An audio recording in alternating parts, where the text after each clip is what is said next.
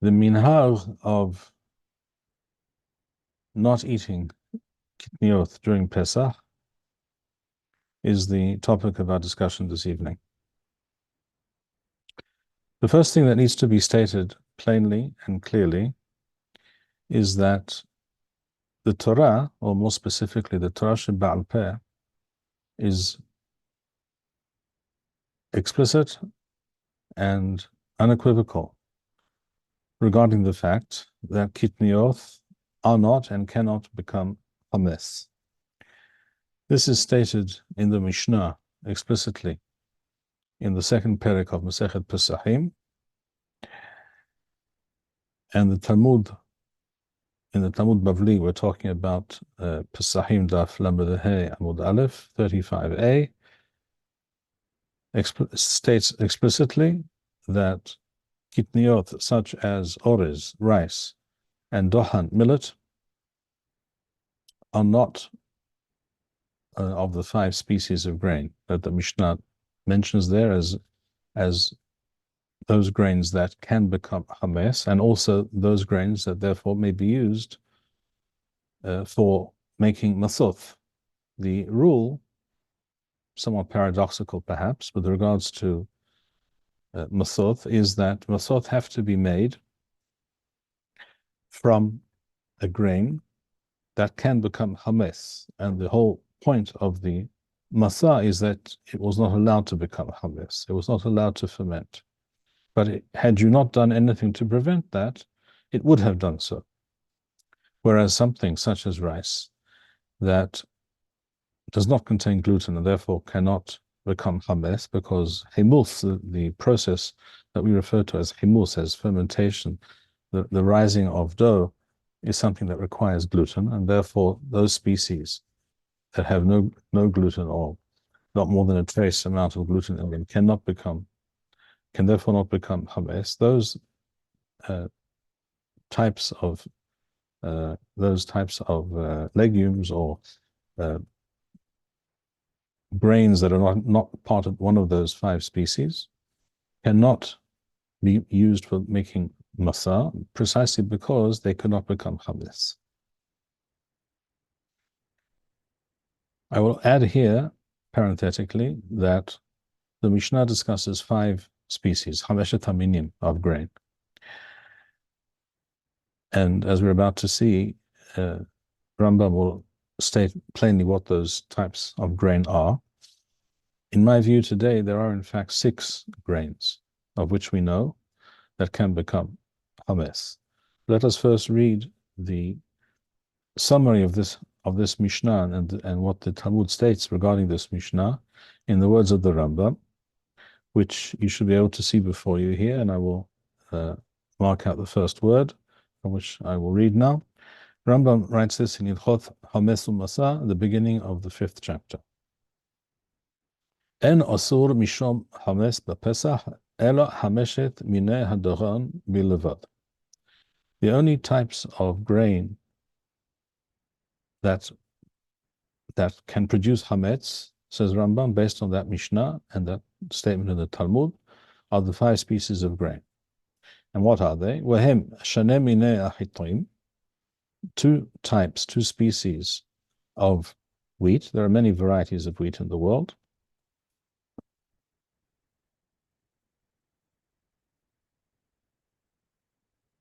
And these are referred to by the Mishnah and by the Chachamim as Hita and Kusmin, or Kusemeth in the singular, which is spelt. So those are 2 types of wheat. Ushloshet minei se'orim, and 3 types of se'ora, of barley. Shehem hase'or, these are referred to, those 3 types are referred to by Chazal as hase'ora, ushiboret shu'al, wa hashifon, or shipon. Before we continue, I will explain. These 3 species that Rambam just mentioned are explicitly mentioned by Chazal in the Talmud. And as you see clearly here, Rambam states that these are all varieties of barley. It follows, therefore, that if a certain grain or something resembling a grain today is called by one of these names, but is clearly not a type of barley, then it is not one of these species. And therefore, it is important to know that the term shiboreth shu'al, which is used today in Hebrew to refer to what we call in English oats, it seems, according to this definition, as Rambam states here, is not one of those grains that can become hametz. Oats are clearly not a type of barley. It is also a fact that oats do not contain gluten. It is also a fact that oats cannot be and are not made into bread by anyone or any culture, by any ancient civilization or even current civilization. If you take a nation like the Scots, for example, who survived on oats for centuries and perhaps millennia, you will find that they do not make bread from oat flour, for the very simple reason that if you take oats, grind them into flour, mix it with water, and wait as long as you choose to wait, you will not get any kind of fermentation, or certainly not any kind of dough. And you will not see a dough that rises, and it's not something from which you can make bread. This is the reason that the Scottish are famous for porridge, because oats are wonderful for cooking porridge. Very healthy, tasty, cheap, and that's what the Scots did with their oats. You can add some oat flour to a dough made of wheat or barley or rye, as we shall discuss in a moment, but you cannot make any kind of bread based just on oats. This is according to what Rambam writes here in front of us. It must be mentioned that Rashi does not agree with what we just said. Rashi clearly identifies, using the ancient French term for oats, he identifies shiboreth shu'al with oats. And there are a number of Rishonim from Europe who state the same. So according to Rashi, shiboreth shu'al, or what we call today oats, can become hametz. Now, even though I do not think this is correct, I think Rambam's position on this is correct, I nevertheless advise people not to eat oats on Pesach, because Rashi and other Rishonim, certain other Rishonim, believe that it is one of the Hamesh Taminim. There are many reasons to believe this is not the case. Professor Yehuda Felix, Zichrono Livracha, in his famous works on he was a professor of botany, and he specialized in the flora and fauna of Eretz Yisrael and the Near East, both in ancient and modern times. And he writes that oats were not cultivated in Eretz Yisrael as a crop, and he states plainly also that shiboreth shu'al is not one of the that is to say, oats are not one of the 5 species of the Hamesh Taminim. And he, like Rambam, identifies shiboreth shu'al as a variety, one of the numerous varieties of barley.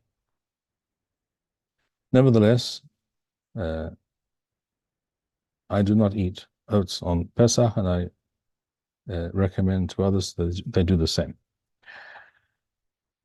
That is with regards to shiboreth shu'al. With regards to shipon or chiffon, in modern Hebrew, chiffon refers to rye. But again, we see here in what Rambam writes, he writes here plainly, Ushloshet minei se'orim, there are 3 kinds of barley, and they are se'orah, shiboreth shu'al, and chiffon, as we see here. Again, rye and barley are very different grains. They cannot be confused. They look different. They grow in different conditions. They taste different. They have different, very, very, very disparate amounts of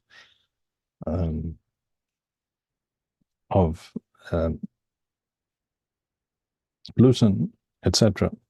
And you cannot really confuse the two. So again, chiffon is a term that is being misused. It really refers to a type of barley which certainly can become chametz. But the fact is, rye, whatever we call it in Hebrew, rye, which is essentially a northern European grain, because it does well in very cold and very wet conditions as opposed to certain other grains.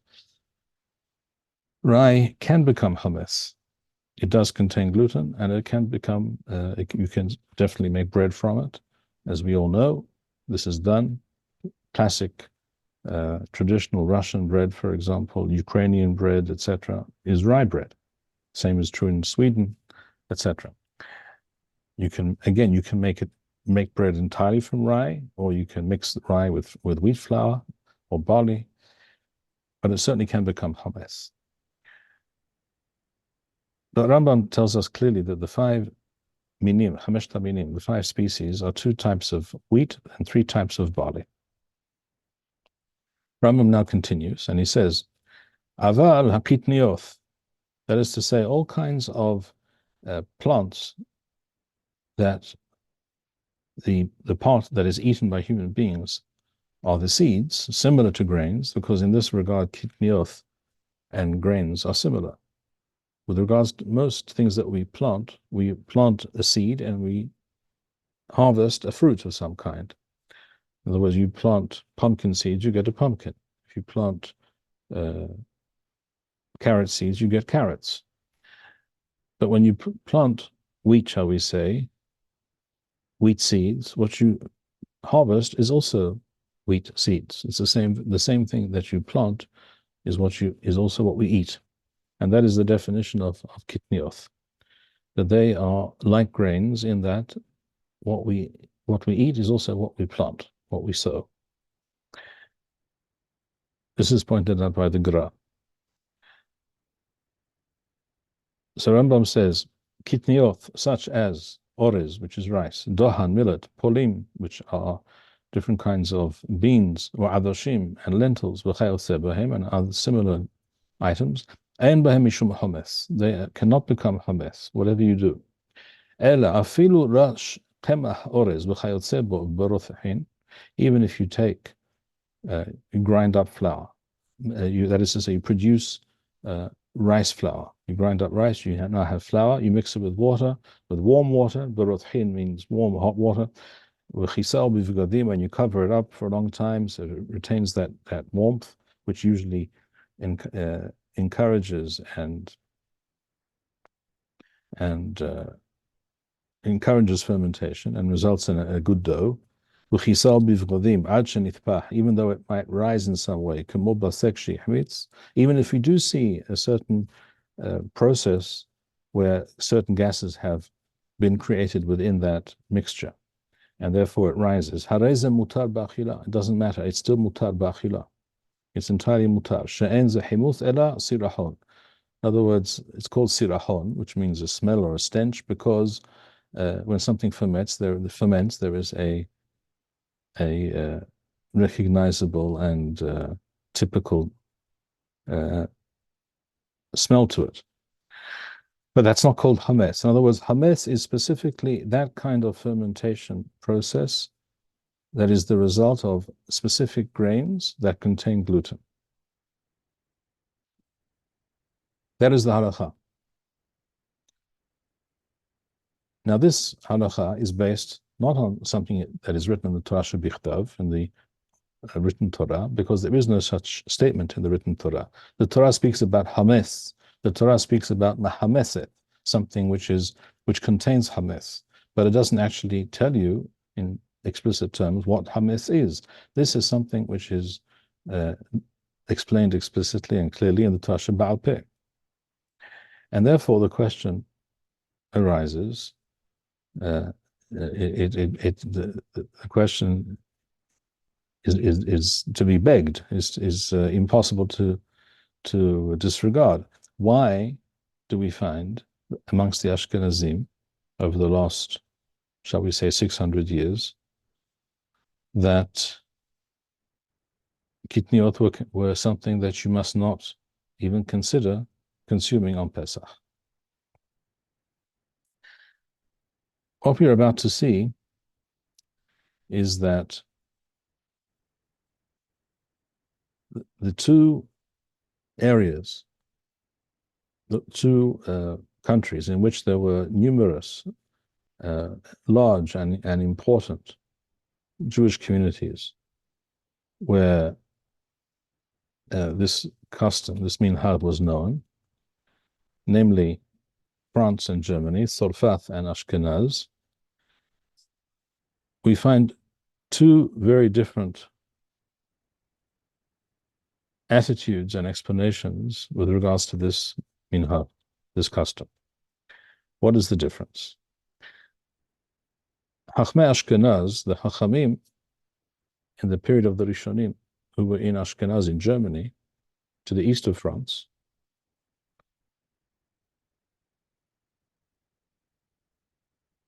or to be more precise, the one Chacham from Ashkenaz, because there is only one from Ashkenaz during that period of the Rishonim in medieval times that mentions such a minhag, as we're about to see.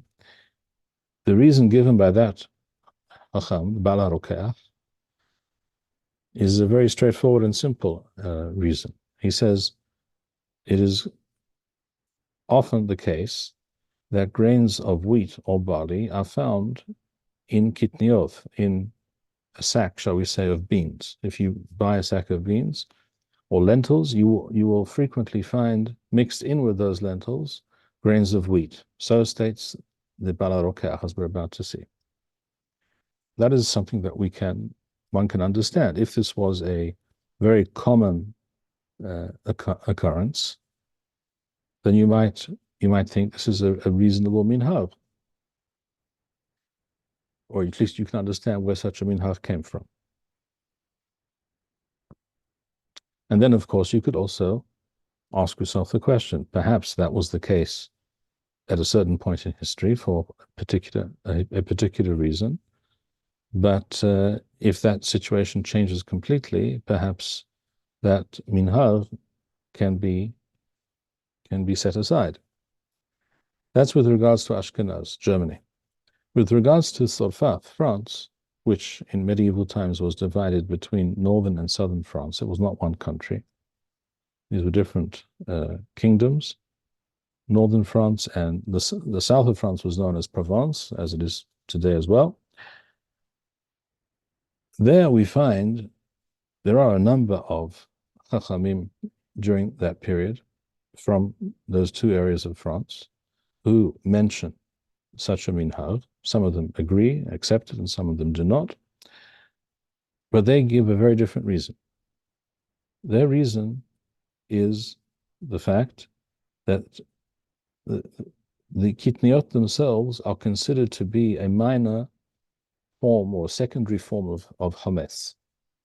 And that is something which is very surprising.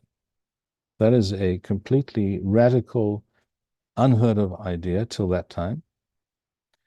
And it really, frankly, makes no sense. It contradicts the statement of the Mishnah. It contradicts what both the Talmud Bavli and Yerushalmi state on this topic.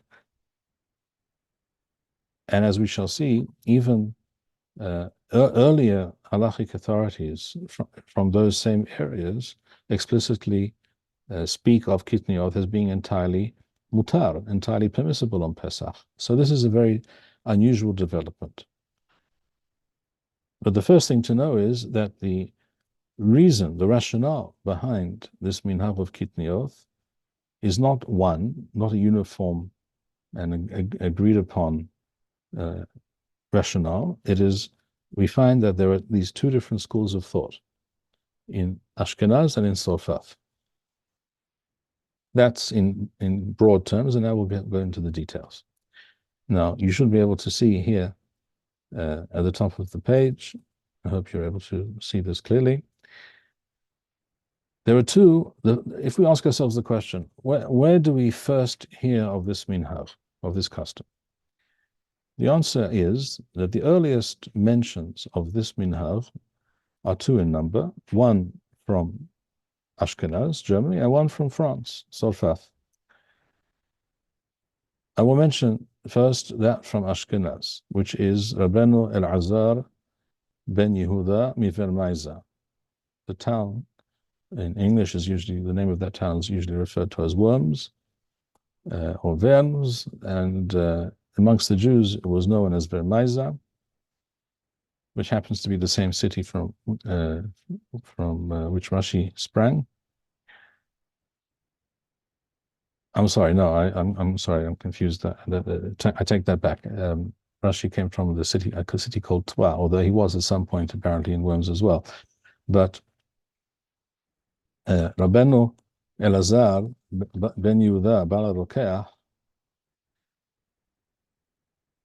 was one of the Ba'alei Tosafot and an important Rishon in Ashkenaz. He was also well known as a mystic, and he wrote Perushim and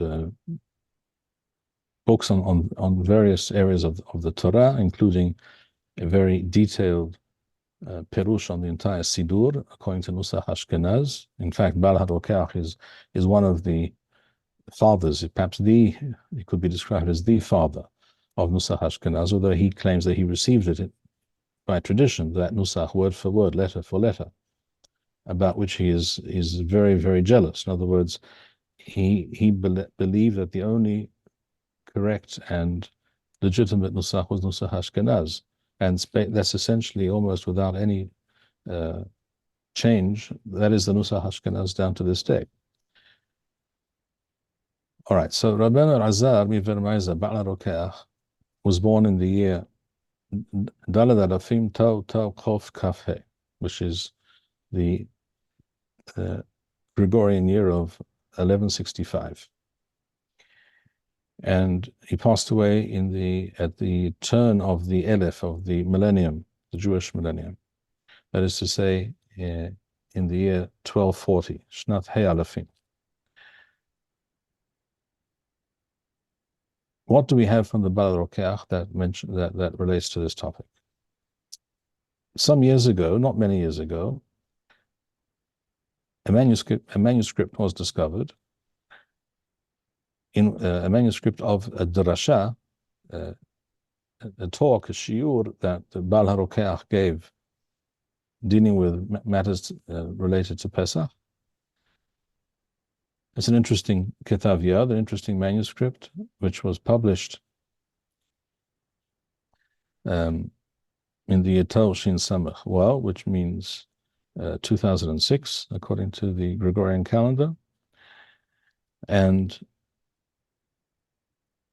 the Ba'al HaRokeach doesn't spend any great length of time or effort discussing this minhag. He just mentions it in 9 words, literally 9 words. He says, you can see here, Uma she'en ochelim polim wa'adashim, the reason that we do not eat polim, beans, and adashim, lentils on Pesach, mipnei sheyesh bahem hitim, because it is common to find mixed up with them grains of wheat. In other words, if you take a sack of, shall we say, lentils, you take out 2 cups worth of lentils, put them in a pot, boil them in water, because it's not at all uncommon to find grains of wheat mixed in together with it. What you've got, in fact, is a tarovet hametz. You now have a pot which is not all hametz, but partly hametz, and you can't eat it, and it's a sur. So, and you would be eating possibly even a kizait of hametz, and therefore it is a sur to eat these items. So says the Ba'al HaRokeach. That's all he says on the subject. We'll explain a bit more about why this might be the case in a moment, why this might have been the reality at that time. The other source, of the 2 earliest sources that mention this minhag, the other, which is probably even earlier than the Ba'al HaRokeach by a few years, is a book called Sefer HaMinhagot, the Book of Customs, literally, written by Rabbeinu Asher Rabbi Shaul. We do not know in which year he was born, but as far as we know, he died around the year Dalet Tau Chof Ayin He, in other words, 1215, according to the Gregorian calendar. He was from the town of Lunel. Lunel is in the south of France, Provence, and he was a Talmid of the Ravad. We do not have the entire book called Sefer HaMinhagot that he wrote, but parts of it are quoted by various Chachamim in the generation or two after his time. And Rabbeinu Manoach, in his Perush on the Rambam, at the beginning of that same 5th chapter of Hilchot Hametz U'Masa, mentions in the name of this book, and he writes here as follows, as you can see, Kathuv b'Sefer HaMinhagot, v'nahu kol ha'olam shelo lechol zeronim b'Pesach. It is the general custom. Kol ha'olam means everybody. In this part of the world, this is what everybody does. Not to eat zeronim, which means all those things that are similar to grains, but not one of those 5 species. Not to eat them on Pesach. Why? Mitpenei. I'll go to sleep. Let me put my underwear. No comments there. I request again that everybody switch off their microphones. I again request everyone switch off your microphones.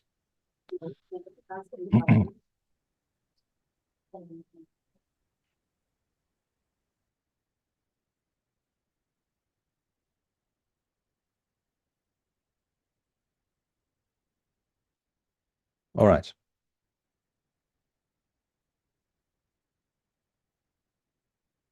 So here we have this very unusual claim for the first time. It's reasonable to assume that this was written a little bit before that drasha of the Baal HaRokeach, but simply because Rabbeinu Asher, the author of Sefer HaMinhagot, was approximately 20 years older than Rabbi Elazar Mivermaiza, the Baal HaRokeach. And therefore, it's if the Baal HaRokeach was born in Tau Kof Kaf He 1165, it's not unreasonable to assume that he did not write this drasha before he was 25. He may have, but let's assume he wrote it when he was 25. That would mean in 1190. And it's possible that he wrote it as late as 1230, and we know that he passed away in 1240. Again, he could have written in 1235, 1239, but let's assume that it's somewhere in that range, between Tau Kof Nun, 1190, and Tau Kof Thadi, 1230. Whereas Rabbeinu Asher from Lunel, who was somewhat older, we know that he passed away already in 1215, Tau Kof Ayin He. It's reasonable to assume he wrote this work a little bit before that, and therefore probably a bit before the Baal HaRokeach, which therefore means that it's likely that this book, Sefer HaMinhagot by Rabbeinu Asher of Lunel, is the first instance, the first mention of this minhag. At any rate, we see these 2 early mentions of this minhag provide very different rationales. The first, that of the Baal HaRokeach in Ashkenaz in Germany, speaks of an admixture of Kitniyot with wheat, shall we say. And Rabbeinu Asher Milunel, the author of Sefer HaMinhagot, says that the general custom is not to eat Kitniyot on Pesach because they are mahmis, because they become hametz. And that's a very, very surprising statement. We shall see later what Rabbeinu Manoach, who quotes this, what he himself says about this. Now, as for the rationale of the Baal HaRokeach that we're talking about, a problem of admixture, the individual who, by the name of Simcha Immanuel, who published this drasha of the Baal HaRokeach, as we mentioned before, not in recent times, he explains that the likely reason for this fact of the likelihood of admixture of grains with legumes, with beans, with lentils, is because in the early medieval period in Europe, in Western Europe particularly, it then spread further afield, but it began in the western part of Europe. The agricultural world moved to a triennial cycle. In other words, they would divide up the land into 3 sections,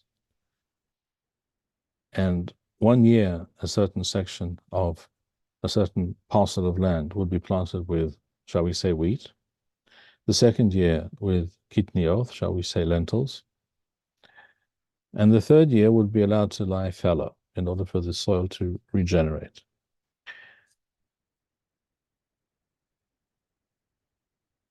This system began to be particularly common from approximately the year 950 onwards. These are historical facts.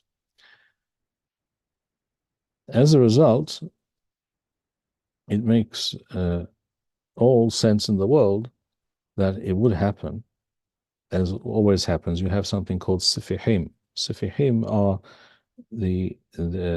that which grows by itself the following year based on what you, or the following season, because of what you planted the previous season. In other words, if you plant in a certain parcel of land, you plant wheat, and eventually you harvest that wheat. But some of the wheat, when you harvest it, some grains, some seeds fall onto the ground, and they lie dormant in the soil until the rainfall, until the soil is plowed, what have you.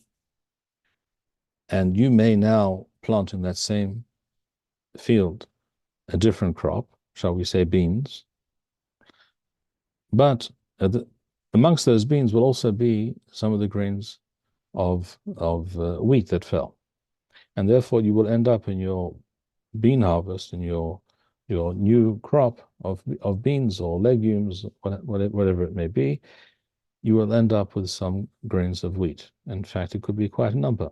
The fact is, it would not have been something unusual for this to happen when that is the agricultural system. It should be pointed out that legumes attach certain soils, nitrates, certain chemicals and certain minerals to the soil, and therefore, and clover is also good for doing this, and therefore this cycle was a very successful cycle in terms of the produce that could be the outcome was very positive in terms of the amount of grain or various crops that could be obtained. This we know from historical sources. And therefore, it could be that this is likely the reason, the historical reason why it was not uncommon to find grains of wheat, also possibly barley, mixed up with these other crops, such as beans and lentils. And therefore, we can understand perhaps why this custom arose. However, it should be pointed out that the reason given by the Baal HaRokeach is not something new that we never heard of before, because as we will see, it's mentioned by the Tur, by Rabbeinu Yaakov, the son of the Rosh in the Tur. He mentions this reason. He doesn't mention the Baal HaRokeach, and it's very possible that his source for writing what he writes said that there are those who have this custom, which he himself rejects, as we shall see. Is the reason, the rationale is, as we've just mentioned. It could be that he saw this drasha of the Baal HaRokeach, very, very likely, in fact. But the argument that there is an admixture, or likely to be, there might be an admixture of wheat and other types of other crops, and therefore you cannot eat these other crops on Pesach, such as lentils or beans, that is something that we are aware of from the Torah. But the earliest mention of this idea, of this notion, is in this drasha of the Baal HaRokeach, who was several generations before the Torah. Another point that should be made out is that this agricultural and historical explanation does indeed make a lot of sense. However, it also should be pointed out that this same triennial cycle of planting the fields in this manner and rotation of these fields and these crops on a triennial cycle, this was true not only in Germany, which is where the Ba'al Rokach was from, in Ashkenaz. It was also true in Sorfat, in France, in northern France, in southern France, Provence, and in other countries, also in England, and perhaps some other areas as well. And therefore, you would expect to hear this same argument from the Hachamim in those other countries, such as in France, that the reason we don't eat, or some people don't eat Kitniyot on Pesach, is because of this possibility of admixture, which again we would explain and we would understand in terms of the agricultural rotation, crop rotation cycle and system. However, the fact is that the Chachamim in Sorfat, in France, who mentioned this minhag, give a completely different reason, as we shall see further.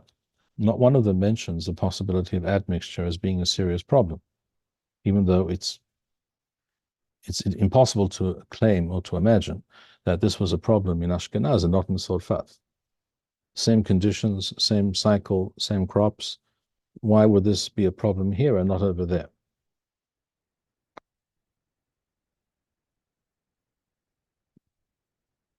And the third thing to point out is, as we're about to see, that it's true the Ba'al Rokach, who is one of the important Chachamim of Ashkenaz in his period and also in following generations, he does mention this custom as if it's something known and common and widespread. He doesn't say there are those who have this custom. He said, we don't eat these things, and the reason is such and such. It is, however, a fact that not a single Rishon in the entire period of the Rishonim in Ashkenaz or from Ashkenaz mentions or even agrees to, mentions, yes, but not agreed. No one agrees to this minhag. In other words, all the Chachamim from Ashkenaz, as we're about to see, reject this argument and reject this custom. And therefore, as we shall see, you cannot claim that this was a widespread custom in Ashkenaz, in Germany. We can claim, as we shall see, that it was much more widespread in certain communities in France. But in Germany, it seems to have been almost unanimously rejected. The Ba'al Rokach is the only Chacham from Ashkenaz who mentions this minhag and supports it and advocates it. So let us look now at those Chachamim from Ashkenaz who write the opposite. The first is the Rosh, as you see here, Rabbeinu Asher. Everyone has heard of the Rosh.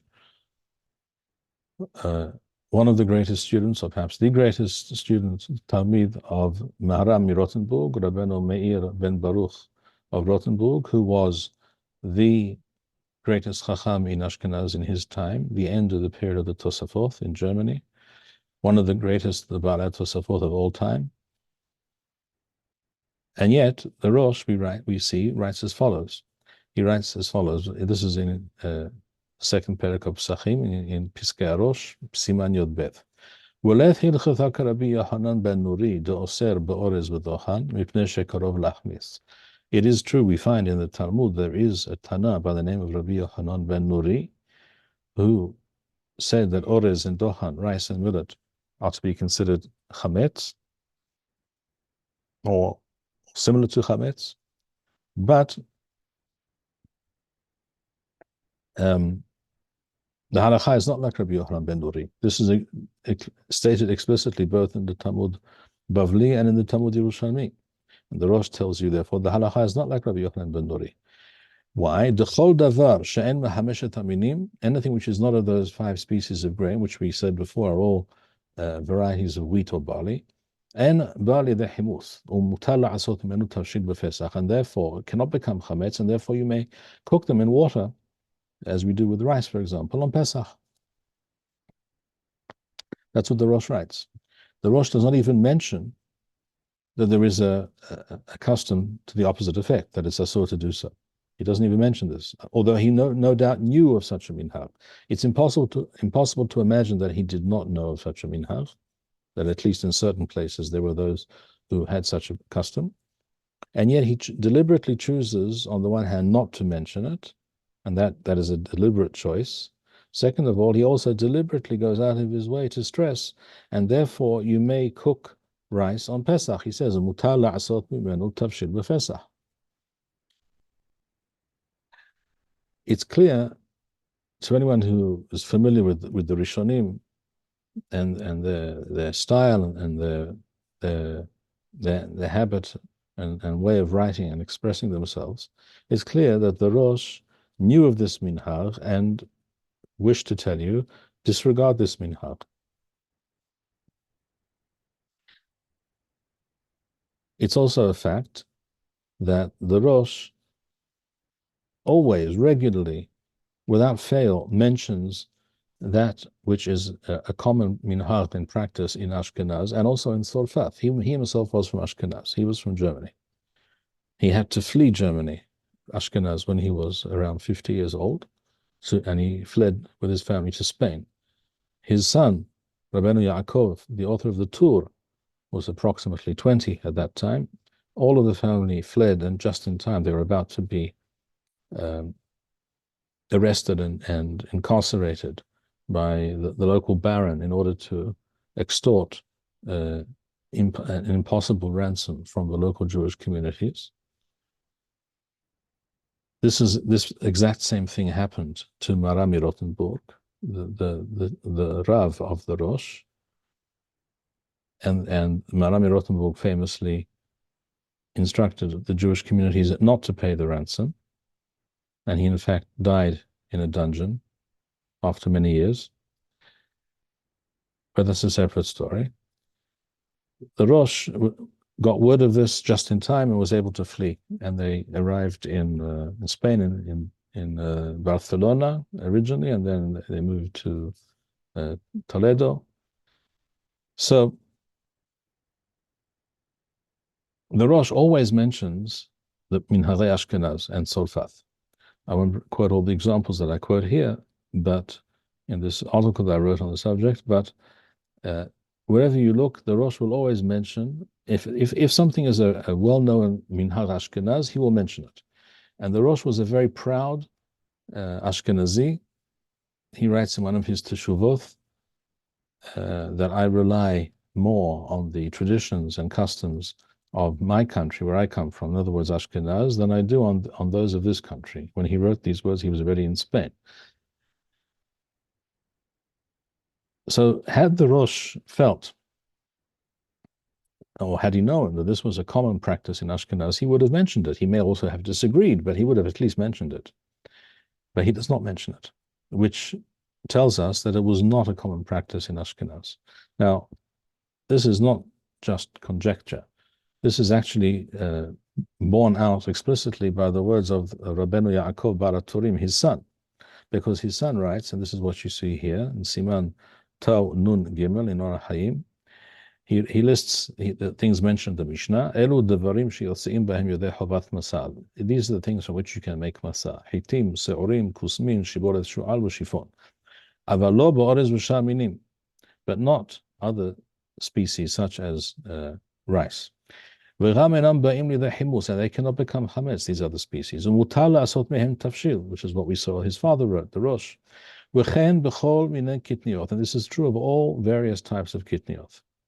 And now he mentions, he doesn't say it's a minhag in Ashkenaz, because again, the Tur, like his father, the Rosh, would always mention, and does always mention, a well-known, well-established minhagim in Ashkenaz and in Tzolfath. But here he does not mention that as being such an established custom. He says, Yesh osurim, there are those who claim that you should not eat orez and other kinds of kitniyot, This is the same reason given by the Baal Rokach, because of the admixture of wheat and other grains.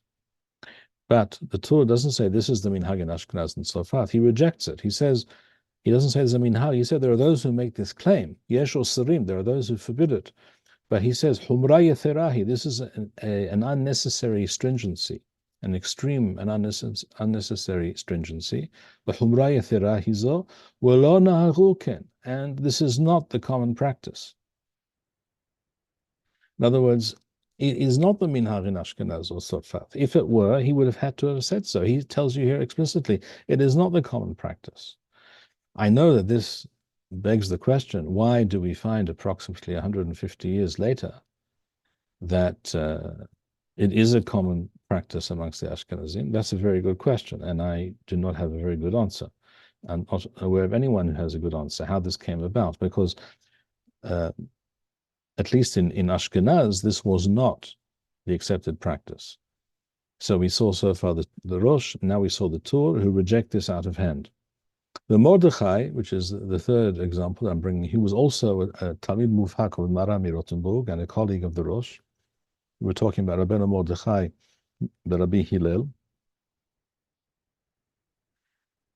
He explicitly writes the following: Riz is rice, of course. In other words, that grain which is sold by various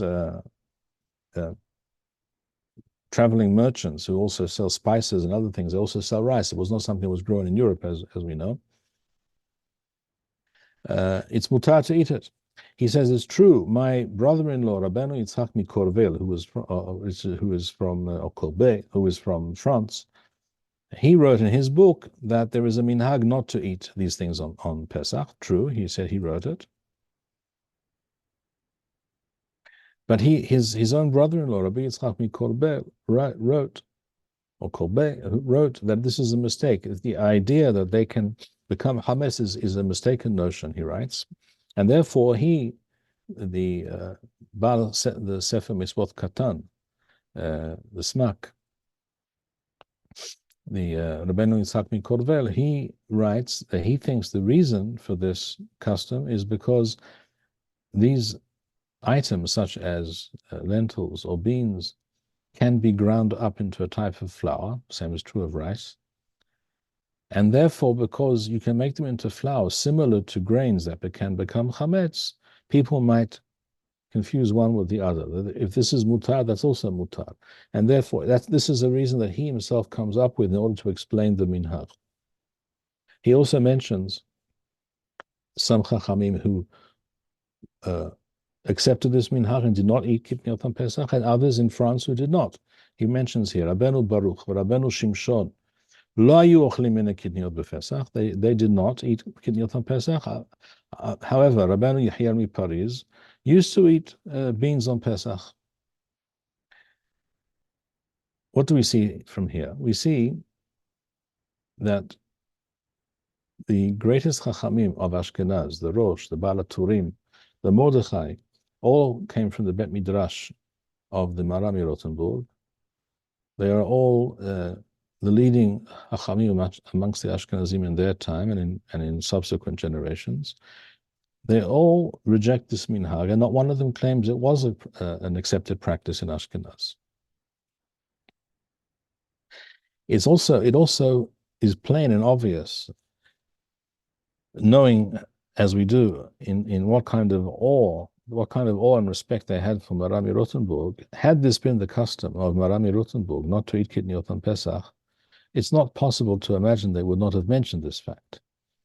The fact that not one of them even suggests such a thing is clear proof that Marami Rothenburg did not hold of this minhag. So if we ask ourselves who in Ashkenaz, in fact, therefore, accepted or promoted this minhag, in Ashkenaz, in Germany, the answer is only one such chacham, the Baal Rokach. The others that we have seen thus far all were from France. And then if we move to France, we see that there are a number of chachamim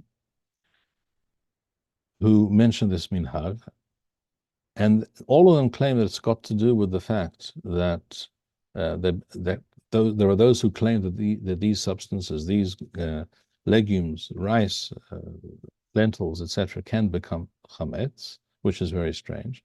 And some of them reject it outright, such as the Rabbeinu Manoach that we mentioned earlier. He quotes from Sefer HaMinhagot of Rabbeinu Asher Milunel, and he rejects this out of hand in his Perush on the Rambam.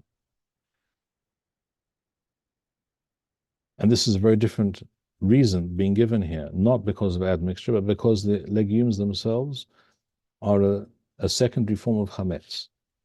It also sounds as if this was a very common practice, at least in certain parts of France, certainly in southern France, because it says here in Sefer HaMinhagot, kol ha'olam shelo lechol zeronim. This is the common practice. No one eats these things on Pesach.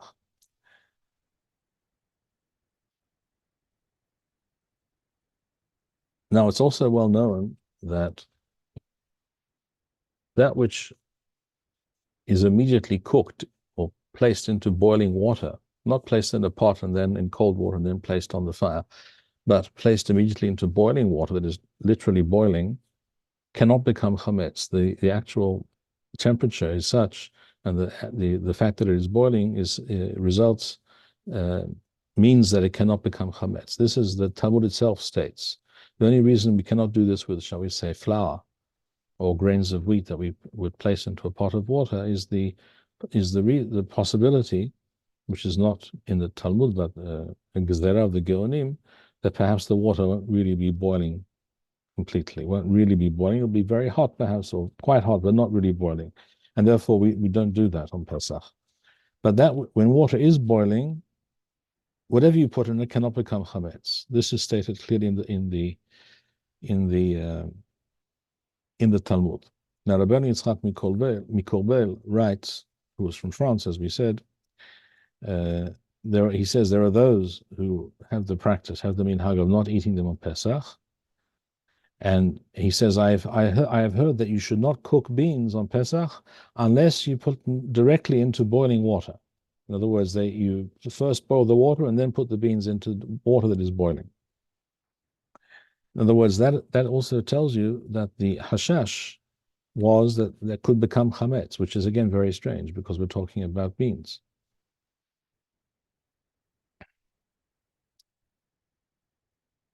Another chacham from France is Rabbeinu Shmuel he plays, and he also mentions that there is a minhag, even though he himself doesn't necessarily agree with the minhag, but he also mentions such a minhag. He's also from France. More explicit than all of this, we find in Maram Halawa. Maram Halawa was in Spain, in Sfarad. He was a Talmid of the Rashba, or the son of the Rashba. And he writes explicitly in his Chidushim, Masechet Pesachim, to Daf Lamed Hey, he writes, V'chachmei Solfatim Omeru. He explicitly says, it's certain Chachamim, or many Chachamim in Solfat, in France, who say that these other minim can become chametz. And what do they say? They say, Kol shenitpach bevishulo, asur levashelo befesach. The ksat chametz yesh bo. So here you hear explicitly for the first time, the hashash is, not for the first time, but here it's very explicit and is also explained that anything which expands, puffs up when cooked is at least a type of chametz, or a secondary form of chametz. And this is a very strange claim, but this is what is being written here. The Maram Halawa doesn't agree. He disagrees, but he says this is what Chachamim in Tzorfat say. Technically, this is a very strange claim, because anything that you place in water, almost anything, will expand because it will absorb some of that water and therefore expand in size. But it's not at all a sign of fermentation. It's simply an indication of the fact that this substance, whatever it might be, is absorbing water. And that's why rice puffs up when it's cooked, and that's why beans do the same. And the same is true for many, many substances. But it has nothing to do with himus, with fermentation. It has to do with the fact that the water is absorbed by these grains or these beans or these lentils. Something similar is also written by the Ritba. The Ritba was also from Spain. And he says, there are those who claim that Kitniyot are not real chametz, but a secondary form of chametz called mukshe. And therefore, it's asur midarabanan to eat them on Pesach. But he says the practice here in Sfarad is everyone eats rice on Pesach. And this is what all the Geonim writes, he says. And it's quite certain that the Ritba is again referring to an opinion or something that he had heard coming from France that had made its way as a rumor or as an opinion into Spain, but he disagrees with it.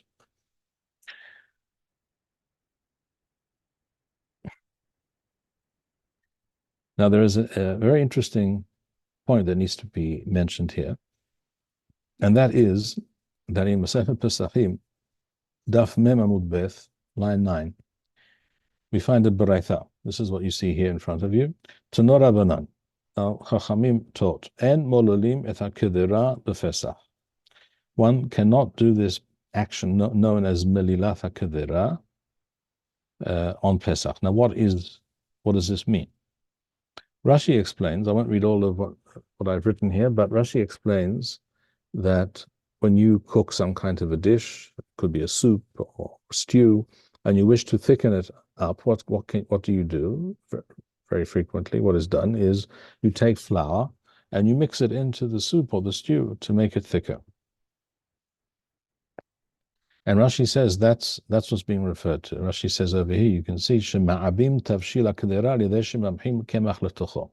In other words, the dish is made thicker by adding flour to it. This is not to be done on Pesach because of the hashash, the possibility that this flour will become chametz when you mix it into this stew, if you do it on Pesach. And then the Talmud goes on to say over there, Rabba gufe mahule kidra b'hasiseh. That Rabba did so not with flour but with hasiseh. What are hasiseh? That's also a question. According to one interpretation, which is accepted, now Rashi claims that this is a kind of flour, and this is problematic because a daf before, on daf lametet amud beth, it says explicitly not to do this with flour, or not to mix flour into a tavshil, into a pot with water in it on Pesach. But why? Because if the flour was the kind of flour that was harvested when it was not quite ripe, which is called kimhade avishuna, and it was then roasted to dry it out in an oven, and then it was ground into flour, that process of roasting it, as opposed to allowing it to ripen and dry out completely in the field, that process of roasting it in an oven may not have been quite thorough, and that some of those grains may not have been very well roasted. And when you place them, because once it's roasted, when it's fully roasted, everyone agrees it cannot become chametz any longer, because it's like it's similar to being baked. Just as once you take matzah and you bake it, it can't become chametz. But if it was not fully baked or fully roasted, then it might. That's the possibility. That's what the Talmud states on Daf Lamed Teth.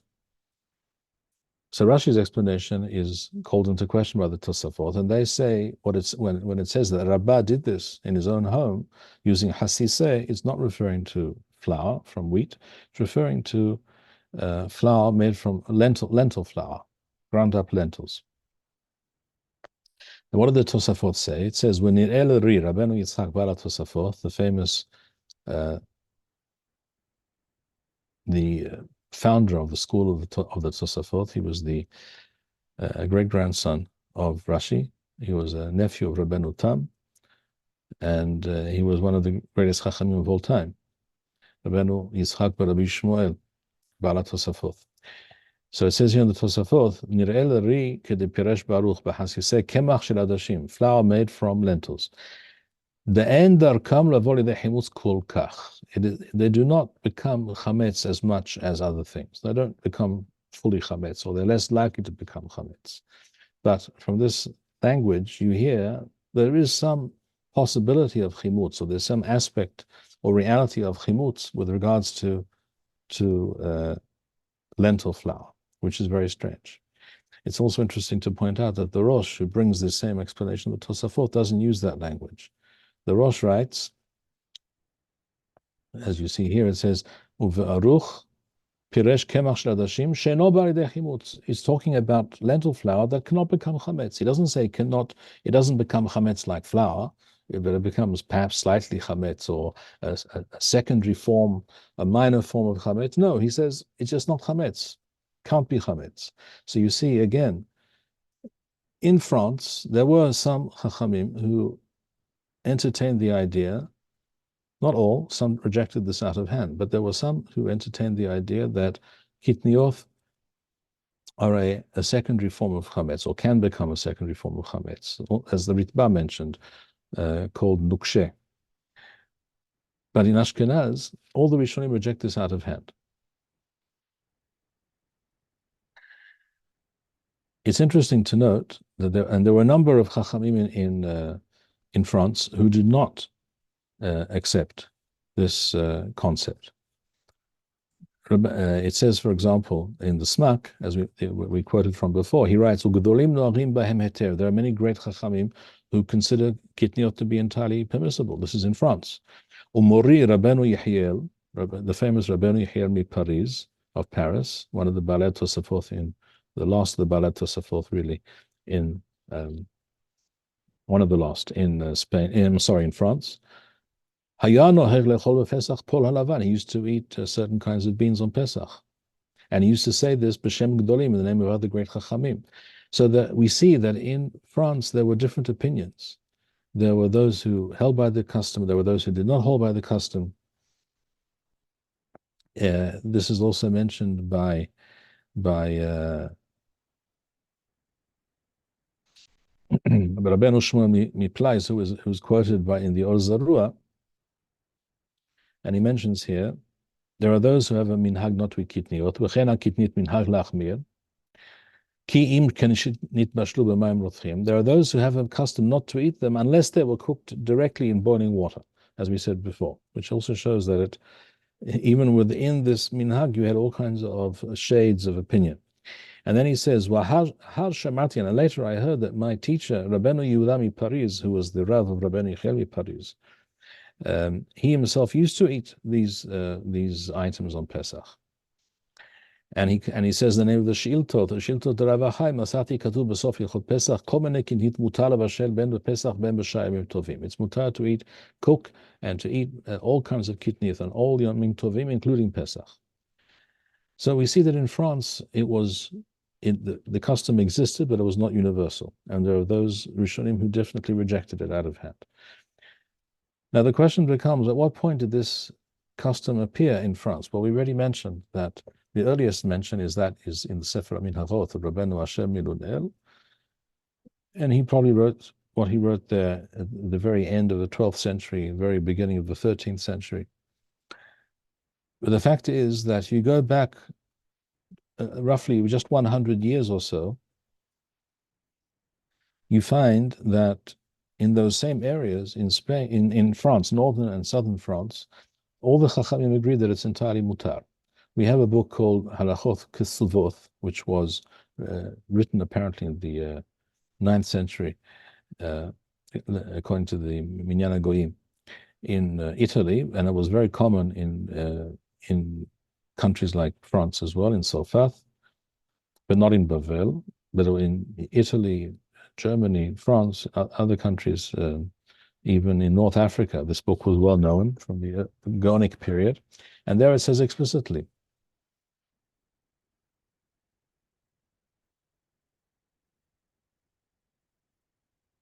he speaks about the 5 species, and he writes, Aval adochan v'chomene kitnif, millet and all kinds of kitnif, mutarim, afilo nishru b'mayim, if they were soaked in water. Mutarim ben b'fesach ben lahara pesach. They're mutar on Pesach, they're mutar after Pesach. There's no problem at all. And this very statement is quoted by the Talmidim of Rashi. We find this in two books. We have a book called Sefer HaPardes, written by the Talmidim of Rashi, which basically they quote various psakim and opinions of Rashi on many subjects, and also earlier authorities before Rashi. And they also write explicitly, Aval dohan uminei kitniyot mutarim. They write explicitly. This is being written in the early 1100s. Shortly, maybe even during Rashi's lifetime, maybe even before, just a few years before that, or just after Rashi passed away in the year 1105, according to the Gregorian calendar. And they write explicitly, this is in France, it's mutar to read Kitniyot. The same is written in another book written by his Talmidim called Sidur Rashi. They also write, Minei Kitniyot mutar levashel, as you see here. This is also implied by the Baal HaMaor, because Baal HaMaor writes, he asks the question, why is there no bracha associated with eating matzah during all the 7 days of Pesach? Except only on the first night do we say bracha, ala achilat matzah. And he says the reason is because you can, this is at the end of Masechet Pesachim, the Baal HaMaor, Rabbeinu Zerachia Halevi, who was also from Provence, and he lived between the years here that you see, Daled Tau Ayin 1115 to Tau Kof Mem Wow 1186. And he writes, the reason we don't make a bracha on eating matzah all of the days of Pesach is because you don't have to eat matzah. You can get by eating other foods such as rice, he says. There are all kinds of foods that you can eat, including rice. And there's no miswa, no chovah to eat matzah. You can't eat chametz, so you probably want to eat matzah, but you don't have to. And that's why he says there's no bracha on matzah for the rest of the chag. Mashma, that it was not considered anyway a problem to eat things like rice on Pesach. You might claim that he's only addressing the question of why there's no bracha, but there may have been a custom in his day. But the fact is, we do not hear of this custom during that period at all. We just don't hear it. And therefore, it's almost certain that this custom did not exist in his time.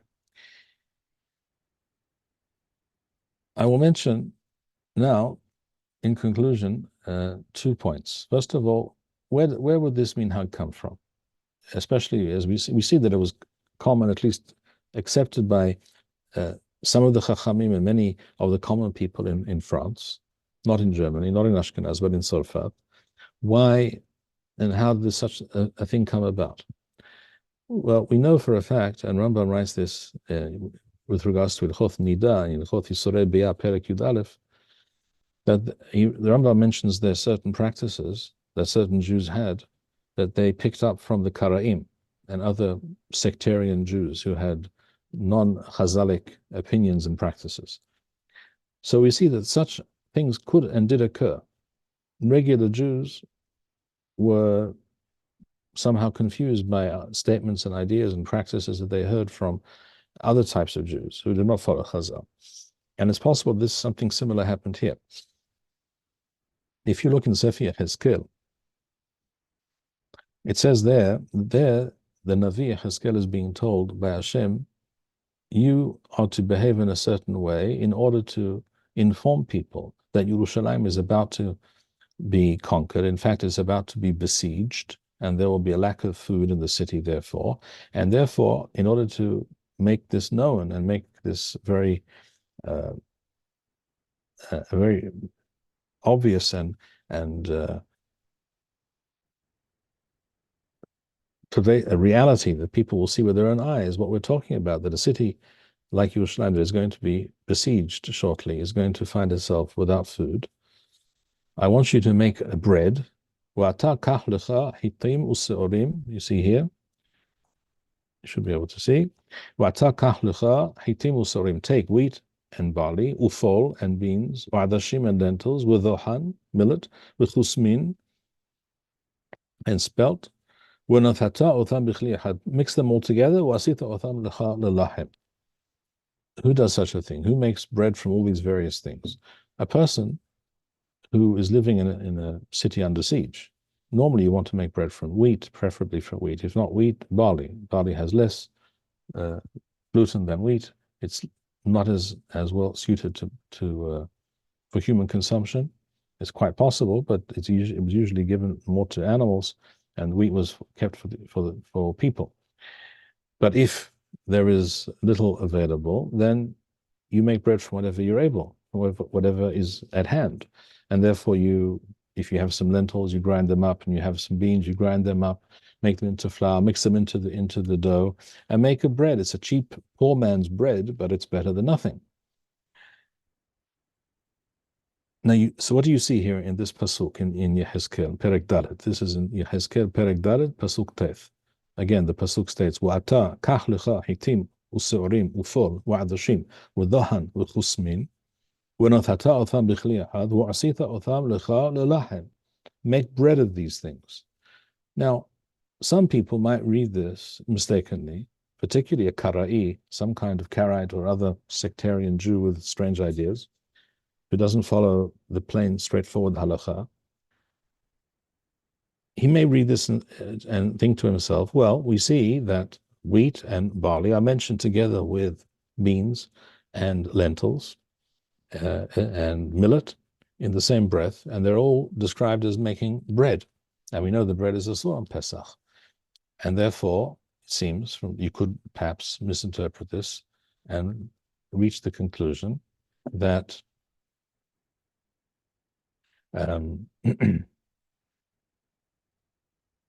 that these various substances mentioned in this pasuk, they're all equally asur on Pesach. So therefore, beans and lentils and millet are asur, just as hita and seorah, wheat and barley, are asur. This would not be an unusual thing for a Karaite or some other kind of confused Jew or ignorant Jew to come up with. Such an idea would not be outrageous, shall we say, if someone did not understand the essential principles of this halakha. A Jew who followed this traditional teachings of Chazal and all the Chachamim who followed in their footsteps, as is mentioned explicitly in the Mishnah, would not come up with this idea. But another kind of Jew might, as we saw before, as Rambam writes in Hilchot Isurei Bia Perek Yud Aleph, when it comes to things like Hilchot Nidah, etc., there were various practices of the Karaim, the Minim, as Rambam writes. He writes over here, Rambam says, these practices are not, it's not considered a minhag. You don't give it, don't even grant it the status of a minhag, because it's a ta'uth, it's a mistake that the people found written in certain teshuvot, written by people who misled them. V'derech minuth b'othan hamakomot. And this is the way of the Karaites. Minuth was a term which also referred to the Karaites. U'min hasedukim lo madu davar zeh. And therefore you have to tell them to jettison any such practice.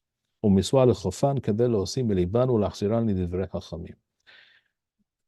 So Rambam says any practice which is based on a misconception, and this is based on the Yerushalmi in Masechet Pesachim, any minhag which is based on a misconception or mistaken halachic psak teaching is to be rejected and does not have the status of minhag. And this was clearly the view of the Gra. And with this we will end for today. It's well known that the Gaon Rabbeinu Eliyahu Mivilna Zetzal wished to come to Eretz Yisrael. He did not only wish to come, he actually left Vilna and began a journey towards Eretz Yisrael. For reasons that are not 100% clear, he turned back. And he never made it to Eretz Yisrael, although he encouraged his students to do so, and some of them did. And they, in fact, established the earliest Ashkenazi communities in Eretz Yisrael about 220 years ago. And it states in a book called Tosefet Ma'aseh Rav, at the very end, there is a book called Ma'aseh Rav, and there's a book called Tosefet Ma'aseh Rav. These are two versions of a book that lists many of the halachic statements and practices of the Gra, written down by his students.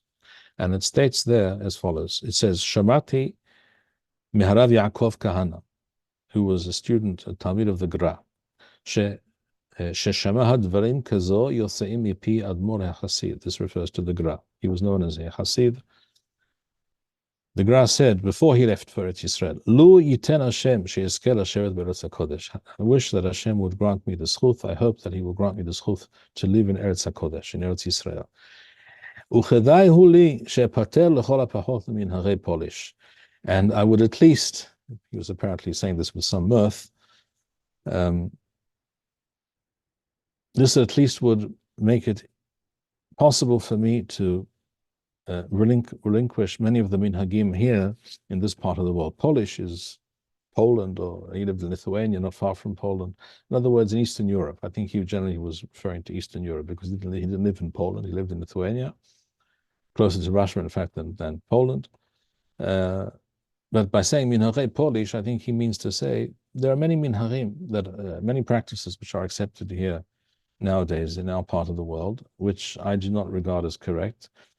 And we know for a fact that the Gra differed and rejected, practically speaking, halakha ma'aseh, various minhagim that were quite common in his time, in his place. For example, the minhag amongst the Ashkenazim for centuries had been, and in his own day as well, in Vilna, that Shabbat Hazon, the Shabbat before Tisha B'Av, it was customary not to wear Shabbat clothes on Shabbat, openly, publicly.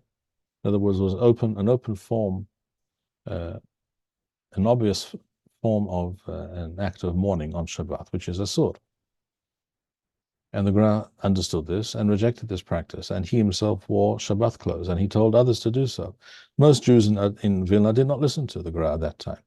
But the fact is, today in Eretz Yisrael, for example, we all do exactly as the Gra said. In other words, we wear regular clothes on that Shabbat. That is to say, Shabbat clothes, not regular clothes. What we would normally wear on Shabbat, we wear on that Shabbat as well. We do not wear other clothes, non-Shabbat clothes, on Shabbat Hazon. And this is because of the Gra's position on the subject. Many of his opinions were later adopted by the Ashkenazi communities here in Eretz Yisrael because they were established by his students. What do we see from this? We see that the Gra was of the opinion that leaving the Galuth, moving to a different country, definitely allowed one to change one's minhagim.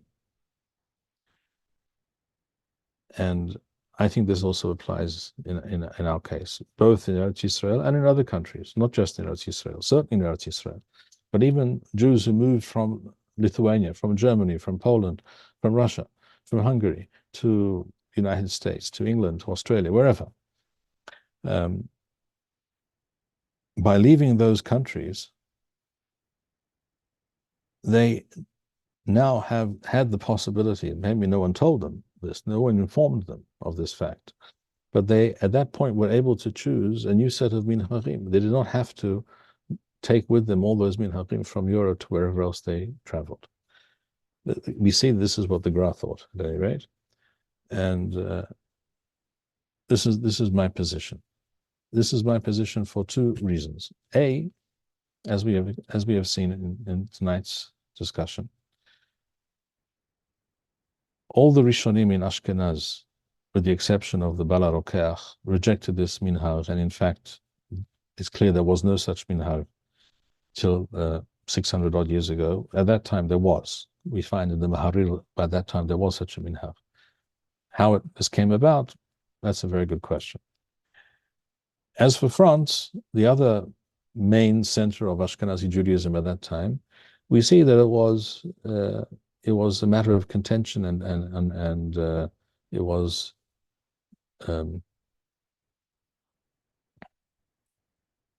not agreed, not something that was widely agreed upon. There were those who practiced this minhag and those who did not. Even amongst the greatest Chachamim, it was not at all unanimously accepted. It was controversial. And we find explicit statements such as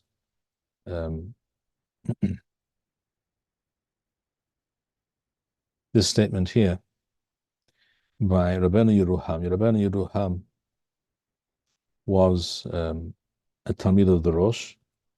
He was from Provence, but he learned from the Rosh as well in Spain. one of the famous Posukim quoted by the Beit Yosef regularly, and he writes in so many words. He says it is mutar to eat all these various kitniyot, and he says those who have this practice of not eating kitniyot on Pesach, minhag shtuthu. This is a foolish custom which should be disregarded, unless they, for some reason, feel that they're being machmir. In other words, they maybe don't understand the halacha and think they're being machmir. I can't understand such a practice. And he calls it a minhag shtuth. Now, this is a very unusual statement for one of the Rishonim to make about a fairly widespread custom. To say it's a minhag shtuth, it's based on a total lack of understanding and should be considered as foolishness. So that's Rabbeinu Yerucham. We also saw that the Tur writes, Hubra yethirahi. This is an unnecessary, unreasonable humra. And he also says, it's not the custom. By the way, if we're talking about admixture, it should be mentioned that even if there is an admixture, you can go through the rice, as you have to do anyhow, to check for bugs and stones and other undesirable things in the rice or the lentils. If you check them carefully, as you're required to do anyhow, you will definitely be able to distinguish between a lentil and a grain of wheat. They look totally different. The same is true of rice, by the way. They're very different. It's easy to check. But at any rate, the fact is that even though there may have been such an admixture, the Tur, the Rosh, the Mordechai, etc., Marami Rothenburg did not think for a moment that this was a reason not to eat these items. They did think perhaps you have to check them, but anyhow you have to check them. So in Germany, it was not the custom at that time. It was rejected by Chachmei Ashkenaz. Chachmei Tzarfat, there were those who adopted this practice, there were those who did not. And the claim was that it's a secondary form of chametz, which is something which must be rejected out of hand and can only have come from some strange and non-orthodox source. And last of all, we see that the Gra himself thought that there are many minhagim that deserve to be jettisoned. And moving to Eretz Yisrael or to another country for that matter is precisely the kind of circumstance which allows one to do such a thing. At least more easily, with running into fewer problems. With that, we shall end here for today. We see that there were various opinions, but there were two types of rationale and reason given with regards to this minhag, which is a very strange and surprising fact, but it is a fact. It's not something that's widely known, even to this day. What we've seen here tonight, does not appear, is not plainly laid out in the Posukim, nor for that matter, even in academic works on the subject. The fact that there were these two parallel customs or two parallel rationales, different rationales for this practice, is not something that has been widely understood or known. And B'ezras Hashem, now this information will be more widely understood and disseminated. Heyu beruchim. I wish everyone a Chag Sameach. Hizku v'yames levavchem kol ha'meyachalim Adonai. Shalom v'nisachon. Thank you, Rabbi Bar-Hayim. We would like to encourage our viewers to share these videos with friends and send in your responses. We would also like to suggest the following opportunity to our viewers.